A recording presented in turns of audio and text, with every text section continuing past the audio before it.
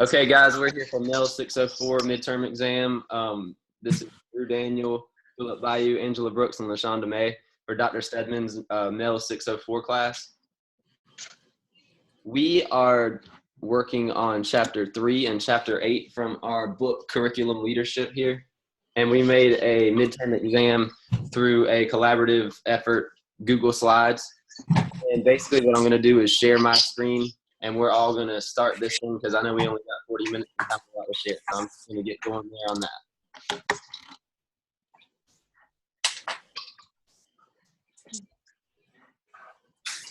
Are you guys able to see just my screen now? Yes. Okay. So like I said, we're focusing on curriculum leadership, chapter 3 and 8. And Angela and I are going to discuss chapter 3. We all read the chapters, but we're going to discuss chapter 3. There are guided notes that were created right here. I'm just going to pull them up so we can see.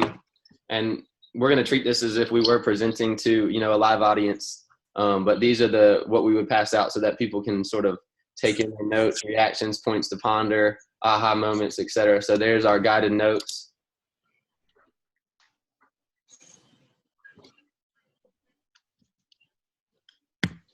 Chapter 3 had some guiding questions that and focused concepts that I'm going to sort of go through during my portion of the presentation, and Angela will hit on a little more later. And these are the 4 of them.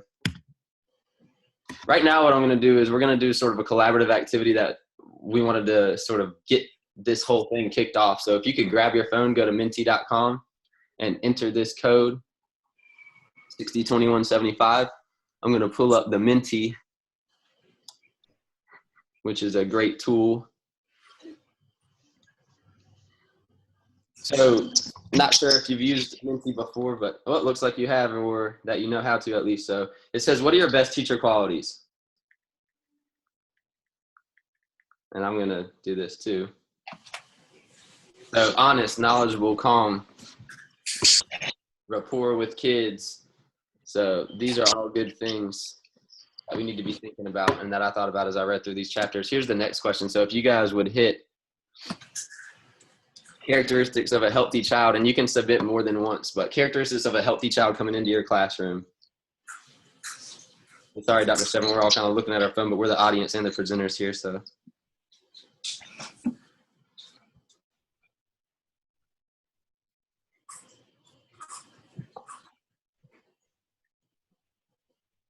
Well-fed, loved, well-nourished, balanced, good self-esteem. These are all things that I thought of as I was reading chapter 3 specifically as well. And finally, what are a couple, so now you'll go to the next question on the very bottom. There's like a little green button. You hit next question on your phone too. And it says, what are some teacher strategies that you need to meet student needs? So what are some things you can do?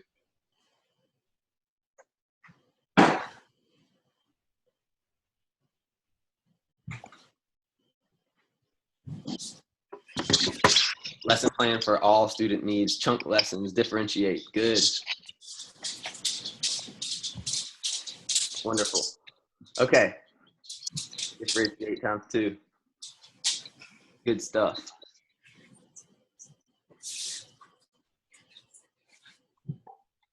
Man, I'm having it.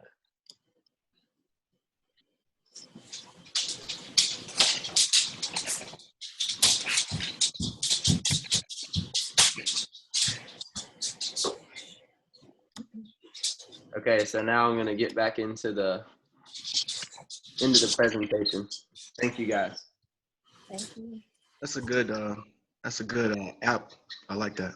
It really is it's a nice tool, man. I use it all the time in class, and it was good that we found that to start this presentation off. So the effect of motivation on human development. Now I'm just going to start reeling through the stuff that I was focusing on in chapter 3. So it was really detailed in regards to psychological concepts. It had all your leading researchers, Piaget, Maslow.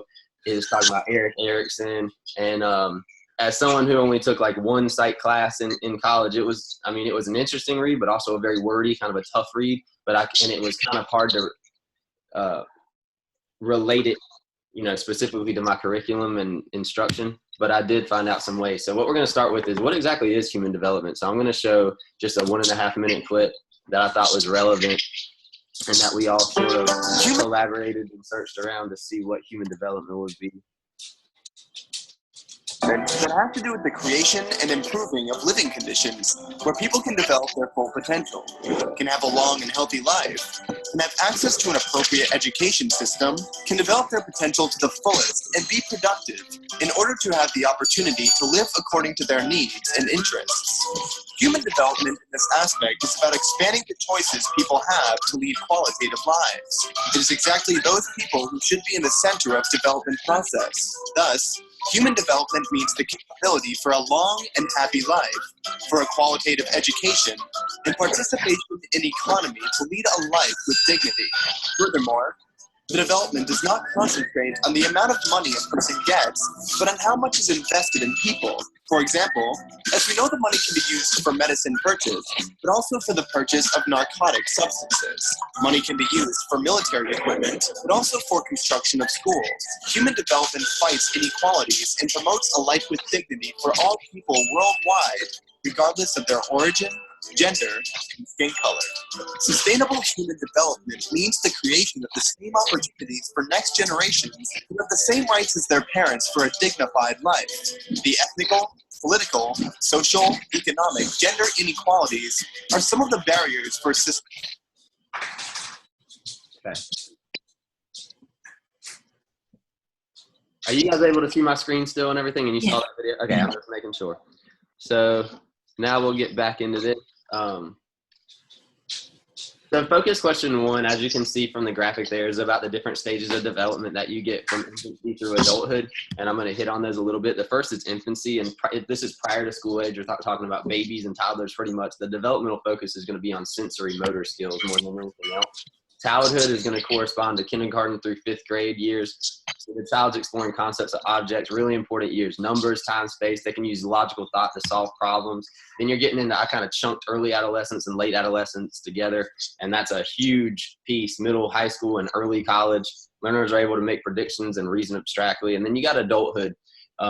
Researchers are really starting to hone in more on adulthood because not a lot of research has been done apparently on that stage of life and the needs for adulthood. And really, if you think about it, that's the time when learners are really needing a lot because they have so much going on with the responsibilities, particularly related to mate retention and parental care. And this is according to Maslow's motivational pyramid. Focus question 2 was for chapter 3 was about the 5 aspects of human development that should guide curriculum leaders. And number 1 was you need to be thinking about when kids come into your class, the biological basis of their individual differences, physical maturation levels, intellectual development and achievement levels, emotional growth, and cultural and social development. So teachers really have a hard job when you think about trying to focus in on all these different things. And it's something that we didn't really think about as much until reading these chapters. So I just had a little bit more about the 5 aspects of human development, and I found a chart that related to it. But the basis of it was that each learner is unique, and educators need to understand that the goal is to create learning experiences that are appropriate and meaningful, not just for the average learner, but rather for someone who has a lot going on. Everybody's different in your class. Focus question 3 was about something called the problem of the match, and it's pretty much what I just talked about. In short, problem of the match refers to the fact that not all learners fit a perfect common mold, and teachers need to determine the learner developmental stage and then plan curriculum around that. I'll just put an example. Some learners are going to be coming, bust in from a completely different environment, low socioeconomic status. Others are going to be coming from a privileged background, and teachers need to figure out how to connect with both. I know, for example, at my school, it's directly beside a golf course. I got kids who walk to school who come from privilege, and then others that come from a very, some that don't even have a home and they're just living from church to church. And those people are all chunked in the same class, and it's difficult to kind of, as a teacher, make sure that you're meeting the needs of both. Designing lessons for the average learner is hard. Designing lessons for the average learner is what you really shouldn't do. You should design lessons for each of these individual learners. And the team came up and found a TED Talks called The Myth of Average, and wanted to splice it together, but rather I'm just going to show a couple of like a minute from the beginning and a minute from the end. So let's watch that really fast.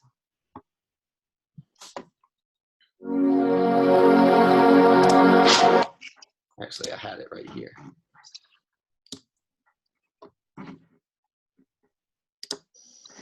So the issue is, how do you design one cockpit that can fit the most individuals?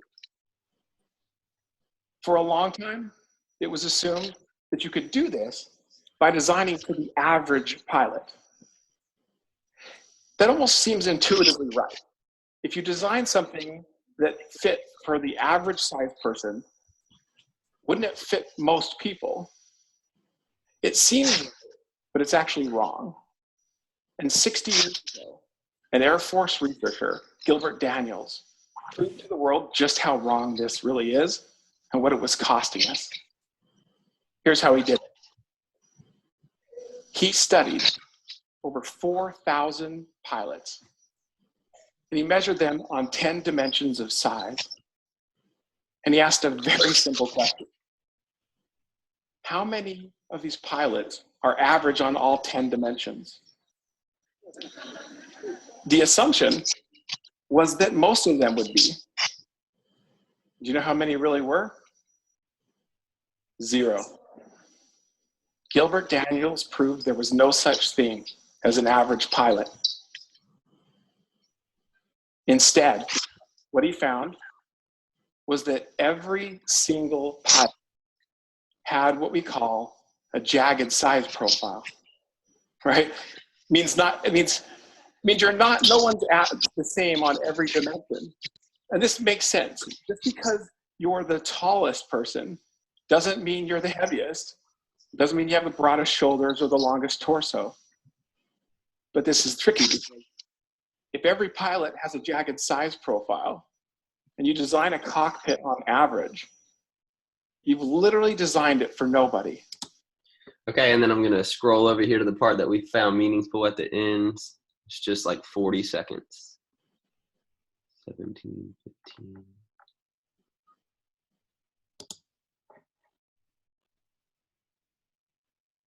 Much talent at every single level. And the thing is, because for every one person like me, there are millions who worked as hard, who had the ability, but who were unable to overcome the drag of an educational environment designed on average. And their talent is forever lost to us. The thing is, we can't really afford to lose them. The good news is, we don't have to anymore. Okay, this guy's clearly very passionate about the subject. He was somebody who ended up failing his way all the way to the top, if you will, and ended up going to Harvard, but he failed through high school and college and things like that. So I would love to have more discussion about that, but in the context of time, what we're going to do is just keep scrolling through. So the next part, brain growth periodization. So basically what we read about is there's about 4 to 5 different stages where the brain is really starting to boost itself, and what educational instructors need to do is give people what they need during those times. So those brain spurts happen. There's 5 spurts from 3 to 10 months, 2 to 4 years, 6 to 8 years, 10 to 12 years, and 14 to 16 years. And during the plateau years, so not during those brain growth periodization times, too much stimulation can be harmful. Finally, focus question 4, there were only 4. What are the salient, which I had to Google, means most important, characteristics of learners' cognitive, psychosocial, and moral development? Cognitive development, Piaget contributed to a lot of this research, and there's 4 cognitive steps. Kind of already talked about before, but there's sensory motor intelligence from 0 to 2 years old. Not a lot of conceptual thinking, just movement and sensory behavior. Pre-operational thought stage from 2 to 7.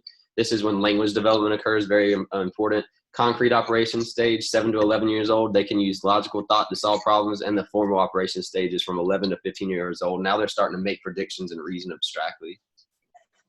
Angela's is going to hit on psychosocial development a little bit more later in Erik Erikson's research, so I'm going to leave that alone. But I will say that in 1994, before Erik Erikson's death, he proposed a 9th stage because there's only 8 here, and the 9th stage is called gerotranscendence, and it's when humans got to confront the deterioration of their body, getting older, and confront that their life is about to end. Moral development. Many studies taking place regarding the components of school democracy and moral decisions in school. In the past, it's perceived that moral implications only came from home, but a lot of research has happened that indicates that, moral school conditions are playing a major role in moral development. And if you think about how much time kids spend in school, this only makes sense. The leading research on this comes from these two people named last name Kohlberg and Gilligan, famous researchers. They used to work together, but Gilligan's model contends that Kohlberg's research was reliant too heavily on males. And I think Angela's also going to hit on Gilligan's work a little bit more later, so I'll leave that alone.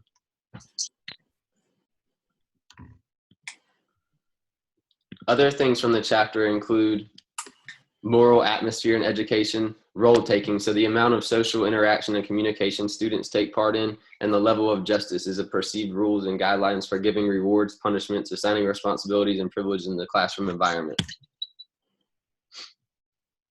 Maslow's motivational pyramid was mentioned a lot in other chapter highlights from the half that I'm presenting on here. And there's a picture of Maslow himself. This is my last slide. He proposed a lot of sets of basic needs. These are based upon physiology, safety, affection, esteem, self-actualization. He had a lot of research that was tacked onto his work, determining that the distinctive areas of the brain control moral implications, fears, etc. And a famous quote from him is, "We could never understand fully the need for love, no matter how much we might know about the hunger drive." Sorry, this was not my last slide. So Maslow lumped the need for love, affection, and belongingness into a single category. Schools need to make learning spaces seem as safe and welcoming as possible in order to ensure maximum student efficacy. That's what I got from my reading about Maslow. Okay, and I am going to do this next section. Again, it's the end of chapter 3, but I wanted to start off with just a couple of questions and ask your guys' opinions as my audience and team members today. We just wanted to take this moment to discuss a few of the things that we've read about, especially in regards to Erik Erikson's work. Most of his research was done between the 1930s and 1950s, and this is at the height of U.S. industrialization. And so a lot of times what is being questioned now is, are these stages still that concrete, and are they applicable to society today? For example, he's very much a believer that you have to have the trust and mistrust first, and then the autonomy and shame and doubt. And one of the questions that I have is, autonomy, while we are American and most of us have grown up in that American culture, is very, that independence is pushed here in our culture. But one of the things that we need to think about, especially with the number of immigrants, which I know is talked about in chapter 8 as well, is that just our cultural idea? And because of that, that's how we shape schools, and maybe should we focus on bringing some other things in? So just very quickly, if I could get maybe one of your thoughts on that. Absolutely. Philip and LaShonda, do you have something to share with number 1 there? So the question is, autonomy good, or is the cultural idea, is this a cultural idea for an industrial society? Well, that depends, because society has changed so much since then. I mean, we've evolved a lot. So I would say maybe yes, maybe no, to an extent.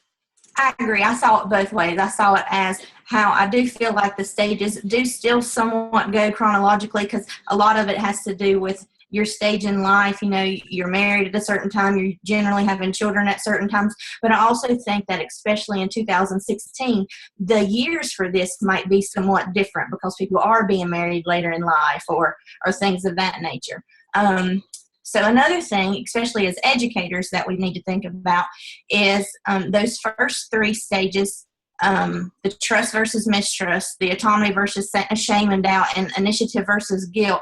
Those are crucial stages, according to Erik Erikson, and that's generally before we even teach students. So if there is a gap, how can we correct this as educators? And I'll just go ahead and start with this one, and then if one of you want to chime in.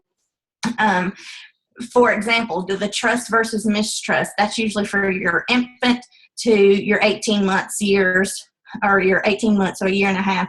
And a lot of times, especially if you have a child who's been in foster home or something like that, then they're not going to have that same trust feelings that a child who grows up in that traditional 1950s two-parent household is going to find and feel. And so one of the things that I said is, well, maybe we should be doing something to do that in our classroom. So how can teachers establish trust, being outside to greet them every morning or something like that, to just make that relationship a little bit better. Angela, I'll chime in on that. I think you're spot on with creating a safe environment in your classroom, standing up to greet them, not being stuck behind your computer every time they walk in. They come to ask you something, you're just like, oh yeah, go ahead.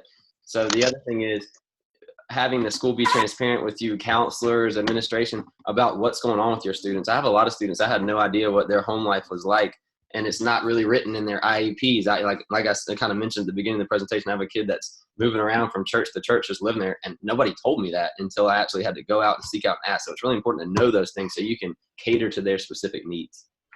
Because that, I think, goes hand in hand with these developmental stages, I guess. Yeah. And then the third one, and I'll just make this one really quick. We usually do get children around that age 5 where they're leaving one developmental stage and going into another one, and that's the initiative versus guilt. They're leaving that and they're going into industry versus inferiority. And again, what can we do as administrators and even teachers to ensure that our curriculum is making sure that students are developing their own sense of accomplishment and sense of identity? And again, I think a lot of that's going to come, and I'll just start, I think a lot of that's going to come from those more individualized and tailored lessons. And I know that's sometimes hard to do, especially with testing, or at least it feels hard to do because we all have that same benchmark we have to at least achieve. But I feel like until we do that, those developmental stages are not going to be as soundly developed for each individual child. I have 2 things to say. One is that our meeting is going to end in 10 minutes. So I might have rambled on too long, and I'm really sorry about that. LaShonda, what time do you go to work? You're funny. Well, I won't leave here until about 9:15, but. Okay, so what we're going to do is make 2, I'll have to schedule another Zoom session, and then we'll just get right back on and finish it. Okay, that sounds cool. And then the other thing is, to answer your question number 3, and you guys can come in after that, but I think having a PBIS school, you guys know about the positive behavior intervention system. So that's, yeah, that's immediately what I thought of when you asked the question, Angela. So, displaying positive student behavior and making sure they understand that this is a good, safe environment where we're recognizing your accomplishments. Yeah, and I would like to say that dealing with, and it goes back to chapter 8 of what we'll be talking about with communities and in the schools, and their development at the early stages is pretty much the first time that actually brains are developed to actually get that sense of identity for students. So those educators are going to play an integral part into that society of them. And I'm sorry. And I'll go back to what you mentioned earlier, because those first 5 years, those are the most crucial years in their development. And I think it's up to us as educators, teachers, administrators to foster that and meet them where they're at. Excellent. Thank you, guys. And again, that was the theme that was echoed throughout chapter 3 and all of those different psychological philosophers and discussions. One of the people who were writing about the moral education was Kohlberg, and he basically broke it up into 3 categories: the pre-conventional, the conventional, and the post-conventional level. And you can see here the different stages for each one.